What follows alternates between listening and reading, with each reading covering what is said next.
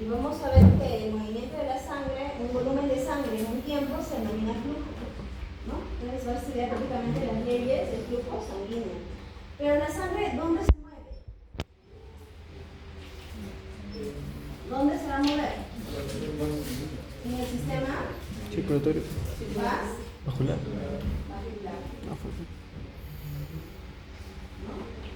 Entonces, en este juicio te puedo preguntar, ¿ya? ¿Cómo se llaman las arterias de gran calibre? Un hombre, una arteria de gran calibre. La aorta. Claro, la aorta, ¿no? ¿Por qué se caracteriza la aorta? La aorta, ¿por qué se caracteriza? ¿Qué es lo que tiene más que no tienen las otras? Porque vamos a tener que definir cada una porque de ahí determina su función, ¿no? ¿Sí? Por eso es importante lo que tenemos que explicar en histología. Ya, entonces, ¿por qué se caracteriza la aorta? ¿Qué tiene más que los otros no tienen? ¿Túnica media? Estructuralmente. ¿Túnica media? ¿Tu túnica media? La túnica que tiene. Ajá. Túnica media. ¿Pero qué tiene, pues? Todos tienen adventicia, todos tienen túnica media y todos tienen túnica ¿Lámina elástica? íntima, ¿no es cierto? Sí, lámina elástica. Muy bien, las fibras elásticas, ya, muy bien. Entonces tienen fibras elásticas, ¿no? Entonces, ¿cuál es la función de los grandes vasos? Fibras elásticas, eso es lo que le caracteriza, ¿no? ¿Sí? Entonces, va a soportar volumen, ¿no? Pero va también a tener gran presión, ¿sí? Tienen capacitancia baja, les dicen porque, si bien es cierto, toleran la deformidad porque manejan gran volumen. Todo lo que le sale en cada sístole lo aguanta la aorta, ¿no? No se deforma. Salvo que tenga marcas, ¿no? En el marco, ¿qué problema había? ¿Qué proteína estaba alterada? La fibrina, ¿no? Entonces, pero no, normalmente está estructuralmente aguanta, ¿no? Aguanta gran cantidad de volumen. Tiene que transportar. Las arterias grandes transportan, ¿no? Ese es su trabajo, son elásticas, ¿ya? Entonces, cuando te hablan de vasos elásticos, se refieren a las arterias grandes, ¿ya? En cambio, las arterias pequeñas, ¿cómo se llaman? La arteriola. La arteriola. ¿Por qué se caracteriza la arteriola?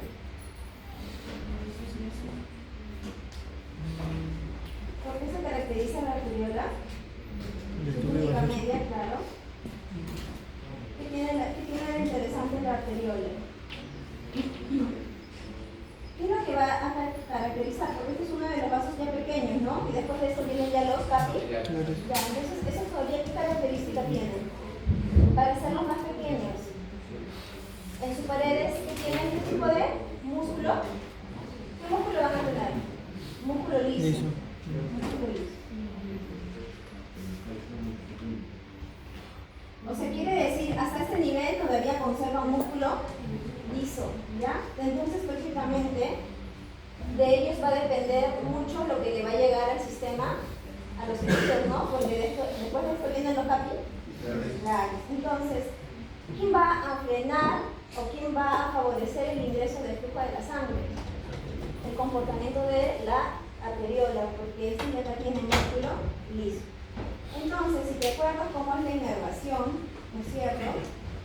¿Qué cosa le llega a la adventicia de estos vasos? ¿Qué le llega? ¿Cómo se llama lo que reciben? Arteria y nervio. ¿Cómo se llama? Ya, tiene la vasa vasorum y también Nervo nervi vasorum, ¿no es cierto? A través del nervi vasorum va a llegar inervación de qué tipo? ¿De qué tipo va a llegar la inervación? Al músculo liso. Si yo te digo que de ellos depende la vasoconstricción y la vasodilatación, quiere decir que van a tener receptores de tipo Alfa, beta 2. tipo de inervación de tipo parasimpática y simpático. O sea, este músculo, como no se queda la clase pasada, ¿no? ¿Quién gobierna el músculo liso? ¿Tú lo controlas? No. ¿Quién lo controla? El sistema autonómico, pero aquí a este nivel también va a responder a un control humoral, que son las hormonas, a un control local, ¿sí? Y el mismo local, ¿por qué? Porque la misma cubierta, ¿cómo se llama el epitelio que recubre los vasos y está en contacto con la sangre? El endotelio. El endotelio sintetiza un montón de sustancias, ¿no? Vasoconstrictoras, vasodilatadoras, procoagulantes, anticoagulantes, tratamientos de crecimiento. Por eso que la próxima clase es el endotelio. O sea, para hablar de endotelio tenemos que dar una clase. Entonces, quiere decir que el músculo liso va a responder a varios controles, al sistema nervioso y a controles locales. ¿Te acuerdas que hablamos de hormonas que trabajan con proteínas de Q y producen vasoconstricción? ¿Quiénes eran? ¿Vasopresina? ¿La endo? No. Endotelina. Endotelina. ¿Quién más? La vasopresina. La angiotensina 2. Entonces, acuérdate de lo que estaba haciendo las clases porque acá a este nivel van a trabajar. ¿Sí? ¿Dónde va a haber más receptores alfa? ¿Dónde va a haber más receptores alfa? En lo que es la piel, ¿sí? O sea, en el sistema hay más predilección, en las arteriolas hay más receptores adrenérgicos que colinérgicos, ¿sí? A nivel tanto arterial como venoso, ¿sí? Alfa van a haber más en lo que es lo que va a llegar a la piel y lo que es vísceras, y lo que es la circulación plásmica. Cuando eso es plásmico es todo lo que es abdominal, todas las vísceras del abdomen, ¿sí? En cambio, más receptores beta, lo que es un músculo esquelético, ¿sí? Tienes que acordarte de eso. Por lo tanto, cuando te hablen de vasos elásticos, tú dices, ah, la aorta es un vaso elástico, una arteria grande.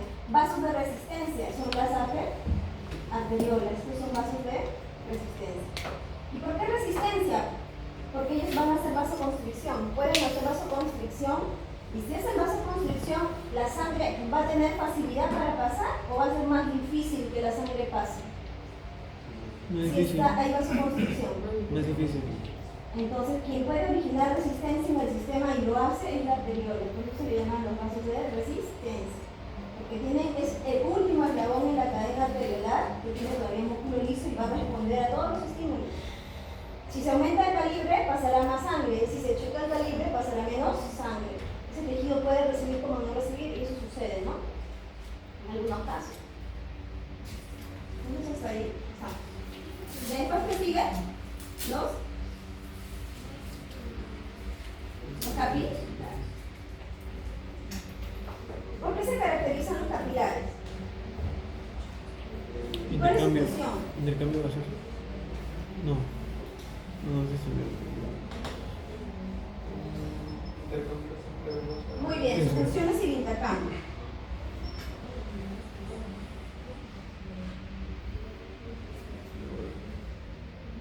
Y gracias a una de las características, a una de sus características histológicas es que se permite el intercambio, ¿no? ¿Cuántas capas de endotelio tiene? Es una monocapa de endotelio. Es una monocapa de endotelio, ¿no? Y gracias a este es que se desarrolla realmente el objetivo de todo el sistema. Puedes llamarle sistema vascular, puedes llamarle sistema cardiovascular, o puedes llamarle sistema cardiorrespiratorio, porque los tres funcionan para el mismo objetivo. ¿Sí? ¿Cuál es el objetivo? ¿Con quién va a intercambiar? ¿A qué nivel va a llegar? Entonces aquí estamos hablando de microcirculación. Quiere decir que va a llegar, va a intercambiar con los tejidos, ¿no? A los tejidos, a cada uno de los tejidos del cuerpo, va a intercambiar, va a entregar ¿qué? Todo lo que necesitamos y va a recoger todos los desechos, ¿cierto? Entonces, el intercambio se da justamente por las características del capilar, ¿no? ¿Sí? Y en fin de cuentas, este es el responsable de hacer el fenómeno. ¿Cuál es el objetivo total de la homeostasis, no? ¿De cuánto hablábamos del medio interno? El medio interno es donde vive la célula, ¿sí? Y donde vive la célula tiene que tener oxígeno, glucosa, pH, temperatura, ¿no? Todo. ¿Cómo es que el medio interno se llena de todo eso? Por lo que le llega del flujo o de la circulación, ¿sí? Al fin de cuentas es eso. Entonces, quien hace el intercambio son los capilares. Y se caracterizan porque tienen una monocapa de endotelio, ¿no? Y hay tres tipos de capilares. ¿Cuáles son? De acuerdo al tamaño de los espacios. Continuo, discontinuo, muy bien, fenestrado. continuo Discontinuo o fenestrado. fenestrado, muy bien, y sinusal, sí, sinusoidal, sí. muy bien, ¿no? Entonces, eso tienes que saber porque te van a preguntar, ¿no? Por ejemplo, ¿qué tipo de capilar utiliza el sistema musculoesquelético? el que vamos a ver ahora. El continuo, ¿no? ¿Quién utiliza el tipo fenestrado? La parte visceral. ¿Y quién utiliza sinusoidal? Un ejemplo. El hígado. Cuando vas a llevar gastro, vas a ver que todo lo que llega a arteria y vena van a llegar al hígado. ¿Y quién lo recibe? El sinusoide hepático, que son los capilares grandazos, ¿no? Grandazos. Porque acuérdate que el hígado es el laboratorio del cuerpo. Y todo va a llegar ahí, de la parte difícil. Bueno, entonces eso tienes que repasar, ¿ya? Tipos de capilares. Porque tienes que saberlo. Tienes que saber la clasificación. Después vienen las vénulas, que son las que reciben la sangre. Y finalmente tenemos las venas, ¿no? ¿Por qué se caracterizan las venas? Ya llevan sangre desoxigenada. ¿Qué más? En su pared, ¿qué tienen? A diferencia de las arterias. ¿Es igual que las arterias? ¿Su túnica media? No, es más pequeño. Es más pequeño, La túnica de ¿cierto? Leticia Así tiene. es más pequeño, ¿no? Tiene menos tejido elástico, por lo tanto, suelen tolerar más volumen, a diferencia de las arterias, que las arterias tienen una resistencia y no la toleran y lo pasan, ¿no? En cambio, estos de acá pueden aguantar más volumen, ¿sí? Por estos de acá se llaman vasos de capacitancia. Uno hemos dicho que hace retorno venoso, ¿no? Esa es una función, la otra es que hacen capacitancia. La capacitancia es la capacidad de almacenar volumen con bajas presiones. Por eso que las venas tienen una capacitancia elevada y las arterias, como la aorta, tienen una capacitancia disminuida. ¿Ya? ¿Queda claro esto? Entonces vamos a tener, si te dicen vasos elásticos, la aorta, o los vasos grandes, las arterias grandes. Si te dicen vasos de resistencia, tienes que pensar arteriola. Vasos de intercambio, capilares. Vasos de capacitancia, las venas. ¿Está bien? Sí, sí, sí. Muy bien, entonces vamos a comenzar a hablar de lo que es el flujo sanguíneo, ¿ya? Entonces, hemos dicho que prácticamente hablar de los circuitos es necesario porque dentro de esos circuitos es donde se mueve la sangre, ¿cierto? Pero para que se mueva la sangre, ¿qué tiene que suceder primero aquí? ¿Qué crees que debe suceder? ¿La sangre está detenida o está muy bien? Entonces tiene que existir, gracias a Dios, existe el bombeo del corazón, ¿no?